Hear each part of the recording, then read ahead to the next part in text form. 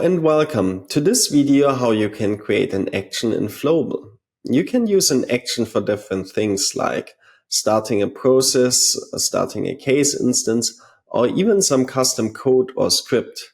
Now I'm going to use in this example to start a process, but be aware that there is also a start instance button inside of Flowable, which you can use for the same purpose, which is most of the time easier to use.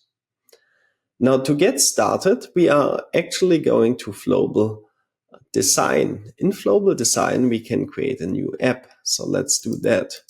That is our demo app. In that demo app, we are going to create as a next step a new page.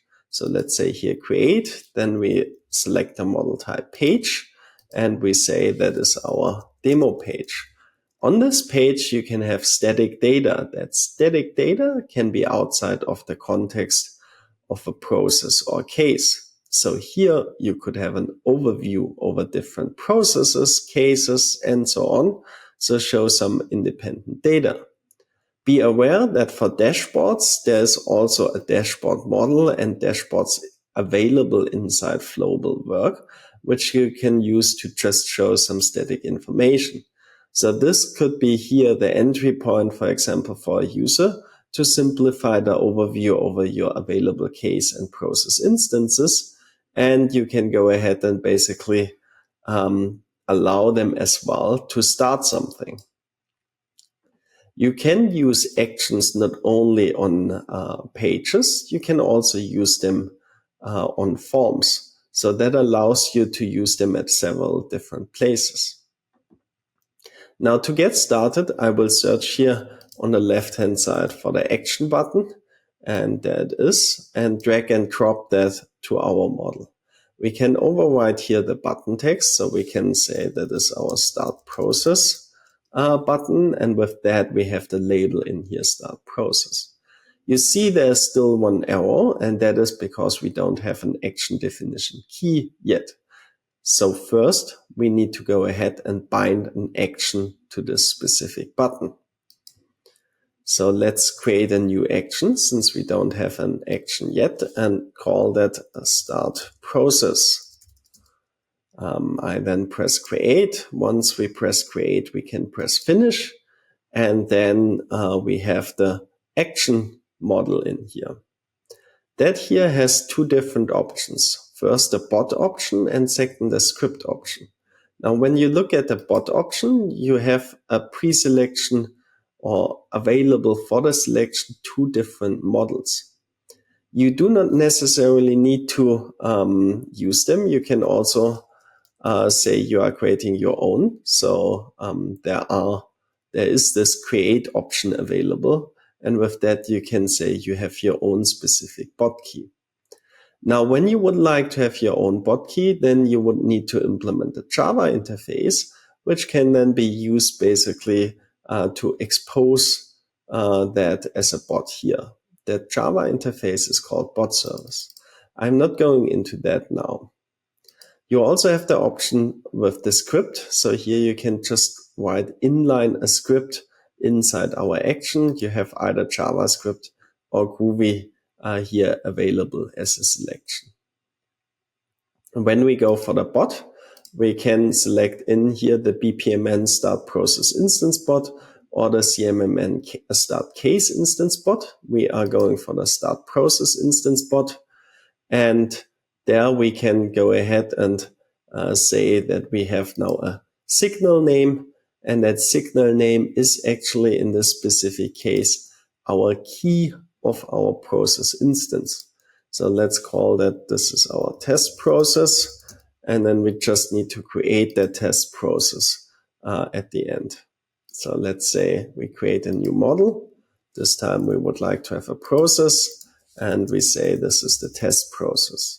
So let's press create. And now I'm going to just create a simple dummy process with one user task and then an end event. We save that. And with that, we have the test process available. The key was automatically generated. I should have pointed that out earlier. We see it actually still over here. Our model key is test process. And with that, basically, we have a match in here. We can save this one, we save this one, and then we publish all of that. To publish, we just send it to our default target here, and I have Flowable work over open over here. I need to refresh the page that it is loading our new pages, and then I can click on Demo App. We have a Start Process button here. Once I press it, you see it loaded quickly, and then it disappeared. And that's because the process is basically starting in the background, and we don't directly see that. Now, as a next step, we can also for that action button have here a specified behavior, what is happening when we click on it. We can do button alignments. We can do some validations. And here, actually, it is directly here on the first one. We have the navigation URL where we can set to a specific target. And to figure out what we would like to have as a target, we can go over here. And I'm just going back to our page. Now I right click and say inspect. In here, we have now two different things what we can do. First, let's press on the console. And here we can say FLW forms debug equals true. Once we do that actually, and just press the button, it's showing us that debugging tool here directly below. Then we can look at the additional data, since that's the data which we have available.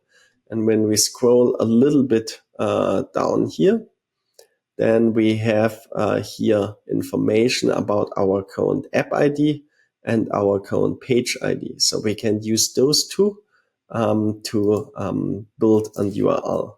So URLs in Flowable internally normally start with the hashtag followed by a slash. Then we have $route.current app ID slash $route.current page ID. So those are the two, just to double check, which are mentioned in here. And there are kind of hidden subpages. So when we add slash process slash and then a process instance ID, it will directly show up on that screen. Now the question is how we get the process instance ID. And there we can look at the network tab. We see the request which we just executed. And here we have in the response the execution payload, and within the execution payload the ID. So we say here slash process slash, and then we can use here $response to get the response. So let's use that $response, and then execution payload dot ID. And let's press finish. And with that, when we save that and publish that, then we should see, once we refresh the page, with the page refresh, also our debugging is gone. And when we now press start process, we are directly redirected to our process instance, where we could go ahead and work on our task and complete it eventually. Now, to get some more information in here, let's add a form to our test process. So I'm going to add a start form over here. Then we have a start form reference. That's our test form. I'm not that good with naming today. And let's say we enter here first name and last name. When we add that to the user task, we also see then the information later on. So let's bind a form here to our user task, and that's the test form. And in addition to that, we also need to add that form to our action. So let's say here we link that action to an existing form and take our test form as well. Okay, let's save and publish that. Now we are going to just click somewhere else and then open it again. And when we press now start process, we have the form over here. Let's say that's John Doe. When we execute that, we see our task here, and then in the task, we see the data. In case you do not have any data in here, then it might be because you did not link the start event from your process to the form as well. Since when you just add it to the action, you will see the form, but it will not save that form on your process. Since therefore you need to have a start form linked to your process as well. Now, one more thing what we can do to make our page itself a little bit nicer is to better align that start process button. Therefore, we simply use a button group. And when I place a button group here on top of it, and then I place my button inside that button group, you immediately see here that the button already gets smaller. You can use here basically the option to show that on the left-hand side or on the right-hand side, or you can also go ahead and basically make that kind of collapsed. So when we now look at this and just click back and forth again, then we see we have those 3 dots where we have a start process. When I take the split button out, then we have again a normal button in there, and then the button is also on the right hand side.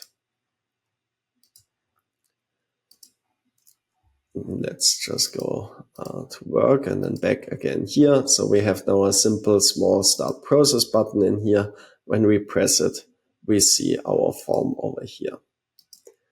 Now that is everything what I wanted to show about actions. Now when we simply want to start a process, then there's also that create instance button over here, which you can use instead.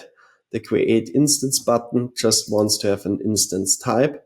And once you select process basically in here, then you have the possibility to select a process reference.